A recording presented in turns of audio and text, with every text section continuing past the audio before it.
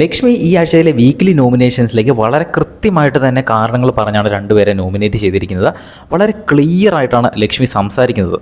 അടുത്ത ആഴ്ച ഈ വീട്ടിൽ നിന്ന് പുറത്തേക്ക് പോകാൻ താങ്കൾ ആഗ്രഹിക്കുന്ന രണ്ട് പേരുടെ പേര് പറയാൻ ബിഗ് ബോസ് പറഞ്ഞപ്പോൾ ആദ്യം തന്നെ പറഞ്ഞത് ശൈത്യയുടെ പേരാണ്. ശൈത്യ വളരെ ഇനാക്റ്റീവായിട്ടാണ് അവിടെ നിൽക്കുന്നത്. ശൈത്യ ഈ ബിഗ് ബോസ് വീട്ടിൽ വന്നപ്പോൾ മുതൽ ആരെങ്കിലുമൊക്കെ നോമിനേറ്റ് ചെയ്തിട്ടുണ്ടെങ്കിൽ അത് ഇനാക്റ്റീവ് ആണ് എന്ന് പറഞ്ഞ കാരണം കൊണ്ട് തന്നെയാണ്. അപ്പോൾ ഈ ഒരു 5ാം വീക്കായിട്ടും ഇതുവരെ ഇനാക്റ്റീവായി നിൽക്കുന്നത് കൊണ്ട് തന്നെ ശൈത്യനെ നോമിനേറ്റ് ചെയ്യുന്നു എന്ന് പറയുന്നു. രണ്ടാമത് ആര്യൻ്റെ പേര് പറയുന്നുണ്ട്. പക്ഷേ അവിടെ ആര്യൻ ഓൾറെഡി നോമിനേഷൻ ലിസ്റ്റിലുള്ളത് കൊണ്ട് തന്നെ വീണ്ടും ഒരു പേര് പറയാൻ പറയുന്നു. അങ്ങനെ അത് ഷാനവാസിൻ്റെ പേരിലേക്ക് ആക്കുന്നു.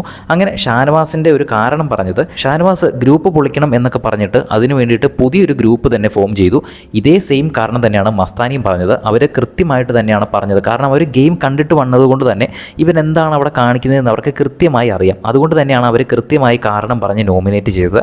അപ്പോൾ ലക്ഷ്മി പറഞ്ഞ രണ്ട് പേര് എന്ന് പറയുന്നത് ഷാനവാസും അതുപോലെ തന്നെ ശൈത്യയുമാണ്.